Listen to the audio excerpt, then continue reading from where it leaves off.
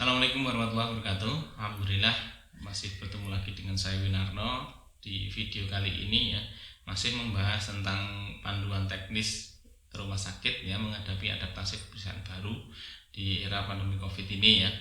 Kita sekarang diskusikan tentang skema aliran udara di rumah sakit. Ini adalah skema yang ada di dalam panduan itu ya.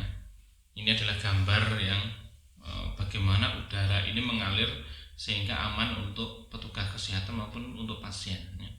Di era pandemi COVID ini bisa bertahan di udara dalam waktu 3 jam, tapi itu akan menjadi airborne, akan menjadi penularan lewat udara itu kalau berada dalam ruang yang tertutup. Kalau dia di udara yang bebas, udara di luar, maka dia akan terdilusi dan hilang. Tapi kalau di dalam udara yang tertutup dalam ruangan ini yang akan berisiko menyebabkan penularan airborne.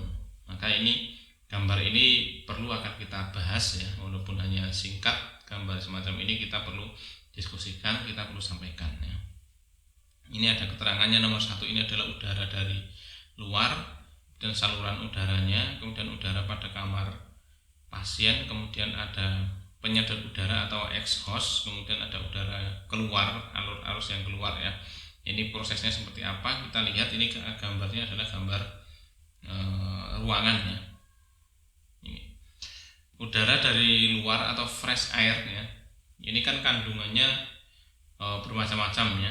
Fresh air ini adalah kandungan yang relatif lebih bersih daripada udara yang di dalam ruangan yang tidak tersirkulasi dengan baik ya. Dari luar kita masukkan udara ini masuk ke area ruangan dari atas ya, dari atas ya. Ketika udara ini masuk dari atas ini masuk ke bawah, masuk ke dalam ruangan, kemudian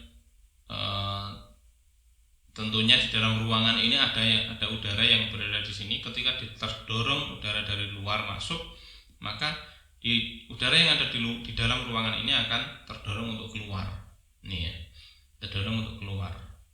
Ini udara dalam ruangan nomor 3 tadi. Kemudian ini ada exhaustnya di bagian bawah, kemudian udara ini didorong untuk keluar sana.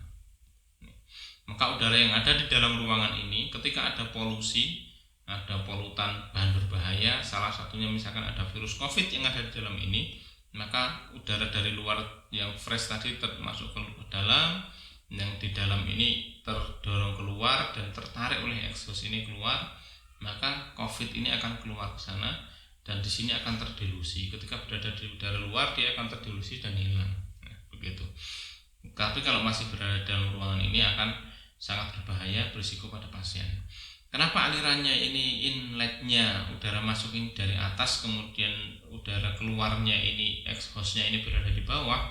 Ini merupakan standar dari PPI, memang exhaust itu harus berada di bawah karena virus yang ada di dalam ruangan ini itu sebenarnya sifat dari virus COVID itu adalah droplet ya.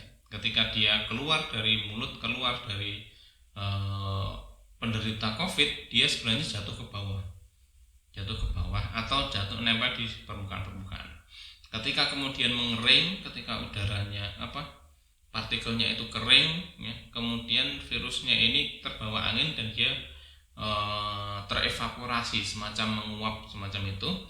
Nah, kalau ini ada exhaust di bawah ini, maka virus ini tidak naik ke atas tapi dia akan tertarik ke sana dan keluar. Jadi tidak naik ke atas semacam ini. Kalau exhaustnya berada di atas, virus ini akan tertarik naik ke atas ya. Kalau ini ada orang berada di sini atau ada petugas yang berdiri di sini, virus ini dari bawah naik ke atas sana melewati zona pernafasan, lalu melewat ke dekat hidung kita, bisa terhirupnya. Tapi kalau di bawah sini, jadi virus ini agak terbang sedikit sudah ketarik ke sana. Jadi standarnya ruangan itu inletnya udara dari atas, kemudian keluarnya dari bawah semacam ini ya. Ini untuk sirkulasi udara. Di ruangan yang lain juga sama ya, inletnya dari atas, keluarnya dari bawah di tempat-tempat yang lain begitu. Ini skema aliran udara di rumah sakit yang bagus ya untuk ini. Saya kira ini yang bisa saya sampaikan, mudah-mudahan bermanfaat. Assalamualaikum warahmatullahi wabarakatuh.